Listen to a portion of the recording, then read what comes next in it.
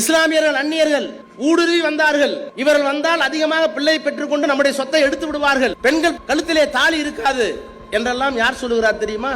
யார் சொல்லுகிறார்? ஆர்எஸ் தலைவரா? இந்து மகா சபை தலைவரா? இல்லை, இந்தியாவினுடைய பிரதமரே பேசுகிறார். இந்தியாவினுடைய பிரதமரே பேசுகிறார். இந்தியா இரண்டு தேசம், ஒன்று இந்து தேசம், இன்னொன்று முஸ்லிம் தேசம் என்று மதத்தால் கூறு போட்டு ஒரு தத்துவத்தை கொண்டு வந்தது யார்? வீர சவார்கர். அந்த சவார்கருக்கு நாடாளுமன்றத்திலே படம், அந்த சவாருக்கு கொண்டாட்டம். இதையெல்லாம் செய்வது யார்? மோடி, அமித்ஷா கும்பல். அவர்களுக்கு என்ன சொல்லுகிறார்கள்? அடுத்த முறை நாங்கள் ஆட்சிக்கு வந்து 400 இடத்தை பிடித்து விட்டால் இந்தியா ஒரு மதச்சார்பற்ற நாடு என்று மாற்றிவிட்டு இதை இந்துஸ்தான் என்று மாற்றி விடுவோம். அட முட்டாள்களே, இந்துஸ்தான் அசோசியேஷன், ரிபப்ளிக் அசோசியேஷன் என்று வைத்து இந்த தேசத்தினுடைய விடுதலைக்காக பாடுபட்டவன் ஒரு இஸ்லாமியன், உயிரை கொடுத்தவன் இஸ்லாமியன். அரசியலிலே வேறுபாடுகள் வரலாம், கொள்கையிலே மாறுபாடுகள் வரலாம், ஆனால் அடிநாதமாக இருப்பது என்னவென்று கேட்டால் மதம் அல்லாத, சாதி அல்லாத. நீங்க சொன்னார்களே உறுதிமொழி எடுக்கிற போது, எங்க மொழியை நீங்க ஏத்துக்கிறீங்களா? எங்களுடைய கீழடியை நீங்க ஏற்றுக்கொண்டீர்களா? இரும்பு 10,000 ஆண்டுகளுக்கு முன்னால் தமிழ்நாடு பயன்படுத்தப்பட்டிருக்கிறது. ஆராய்ச்சியோடு நிறுவி இருக்கிறோம், ஆய்வறிக்கை கொண்டு போய் கொடுத்திருக்கோம் டெல்லியில. ஏத்துக்கிட்டீங்களா? ஏனென்றால் இரும்பை தமிழர்கள் 10,000 ஆண்டுகளுக்கு முன்னாலே பயன்படுத்தி இருப்பது உண்மையானால் இவருடைய சரஸ்வதி நாகரிகம் இருக்காது, இவருடைய ஆரிய நாகரிகம் இருக்காது. இவர்கள் சொல்லுகிறார்களே 10,000 வருஷத்துக்கு முன்னாடியே எங்களுடைய நாகரிகம் இருந்தது என்று, அந்த நாகரிகம் இருக்காது. கீழடியை ஒப்புக்கொண்டால் இவர்கள் தேடிக்கொண்டிருக்கிற சரஸ்வதி நதி இருக்காது.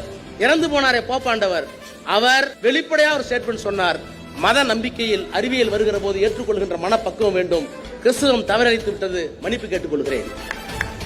அதுதான் மதம். அறிவியல் இல்லாத காலத்தில் எங்கள் மத நம்பிக்கைப்படி இருந்தது, ஆனால் அறிவியல் இன்றைக்கு மெய்ப்பட்டு விட்டது, நாங்கள் ஏற்றுக்கொள்கிறோம். குருநோவுக்கு நடந்தது கொடுமைதான், ஒப்புக்கொண்டவர் போப்பாண்டவர். யாராவது ஒரு சங்கராச்சாரி, 6 சங்கராச்சாரி, யாராவது ஒரு சங்கராச்சாரி. எங்களுடைய மதம் இப்படித்தான் தவறளித்தது. கொங்கு வேளா கவுண்டரை படிக்க விடாமல் எடுத்தது, நாடார படிக்க விடாமல் அடிச்சது, கல்லறை படிக்க விடல, பறையர் பல்லர் அறிஞர் சொல்லுகிற மக்களை எல்லாம் ஊருக்கு வெளியே வச்சது. இந்த மதம் தான் இதை பண்ணது, கடவுள் இதைத்தான் செய்தது, இதையெல்லாம் நாங்கள் தவறுதான், திருத்திக் கொள்கிறோம் என்று சொல்லுவதற்கு இந்த மதத்தில் எவனுக்காவது வைக்க இருக்கா? ஒருத்தருக்கு இல்லையே. இதை கேள்வி கேட்ட இயக்கம் தான் திராவிட இயக்கம். இதை கேள்வி கேட்ட தலைவர் தான் தந்தை பெரியார். அரசியலையும் மதத்தையும் பிரிக்கின்ற அசிங்கமான அநாகரிகமான வேலையை மோடி கும்பலும் ஆர்எஸ்எஸ் கும்பலும் செய்து கொண்டிருக்கிறது. அதை தடுத்து நிறுத்துகின்ற வல்லமை நவீன மனிதர்களுக்கு நிச்சயமாக. நவீன மனிதர்கள் அமைப்பை பற்றி நான் நன்றாக அறிவேன். எந்திர மனிதர்கள் அதிகமாக இயங்குகின்ற ஊர் திருப்பூர். எப்போது பார்த்தாலும் உழைத்துக் கொண்டே இருக்க வேண்டும், எப்போது பார்த்தாலும் நகர்ந்து கொண்டே இருக்க வேண்டும்.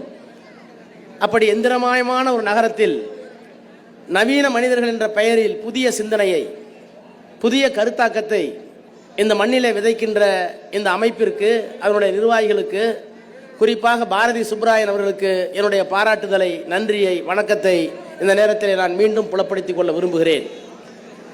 எனக்கு முன்னாலே உரையாற்றிய மத தலைவர்களாக இருந்தாலும், நம்முடைய புரட்சி கலைஞர் நடிகர் சத்யராஜ் அவர்களாக இருந்தாலும், மதத்தை பற்றி, மதத்தை சுற்றி இருக்கின்ற பிரிவினைகளை பற்றி, அந்த பிரிவினைகளுக்கு கடவுள் காரணமாக அமைந்து விடுமோ என்று பெரியார் அஞ்சினாரே, அந்த கொள்கையை பற்றி இங்கே அவர்களுக்கே உரிய பாணியில் தத்துவார்த்த அடிப்படையில் மதம் எப்படி மக்களை பிரித்தாலும் நாம் எல்லோரும் எப்படி இணைந்து செயல்பட வேண்டும் என்று இங்கே பேசினார்கள்.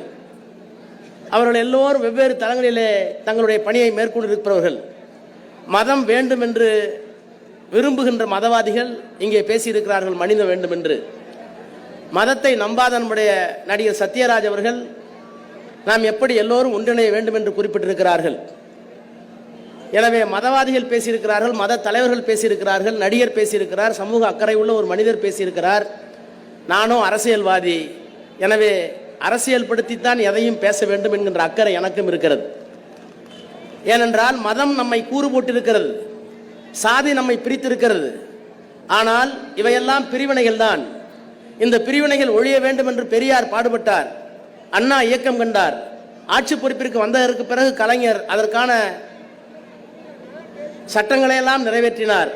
இந்த மூவரினுடைய உருவமாக இன்றைக்கு திராவிட மாடல் ஆட்சியை மாண்புமிகு முத்துவேல் கருணாநிதி ஸ்டாலின் என்கின்ற மாமனிதர் நடத்தி கொண்டிருக்கிறார் என்பதை நம்முடைய சத்யராஜ் அவர்கள், நாங்கள் சொன்னால் பிரச்சாரமாகிவிடும், அவர் சொன்னார் என்னிடத்தில் எல்லாம் இருக்கிறது, போதுமான பணம் இருக்கிறது, புகழ் இருக்கிறது என்றாலும் சொல்லுகிறேன், என்னுடைய பாதுகாப்பிற்காக அல்ல, தமிழ்நாட்டினுடைய பாதுகாப்பிற்காக, தமிழ் மொழியினுடைய பாதுகாப்பிற்காக, தமிழர்களுடைய பாதுகாப்புக்காக திராவிட மாடல் ஆட்சி 2026 வர வேண்டும் என்று அவர் இங்கே உரையாற்றி இருக்கிறார். ஆனால் எனக்கு இன்னொரு மிகப்பெரிய கவலை இருக்கிறது. தமிழ்நாட்டிலே 2006 மீண்டும் ஆட்சி வரும் என்கின்ற நம்பிக்கை உங்களுக்கும் இருக்கிறது, எனக்கும் இருக்கிறது. ஆனால் மிகப்பெரிய ஐயம் எங்கே எழுகிறது என்று சொன்னால், மதத்தால் பிரிந்தாலும் மனதால் இணைவோம் என்று சொல்ல வேண்டிய கட்டாயம் வெறும் மதத்திற்காக மட்டுமல்ல, நம்முடைய பிரிவினைக்காக மட்டுமல்ல. இன்றைக்கு மதம் அரசியலிலே கலக்கப்பட்டு இன்றைக்கு அரசியலில் மதம் கோலோச்சி இருக்கிறதே, அந்த மத வெறியை நாம் எப்படி வீழ்த்த போகிறோம்? இந்த தேசம் எப்படி கட்டமைக்கப்பட்டது?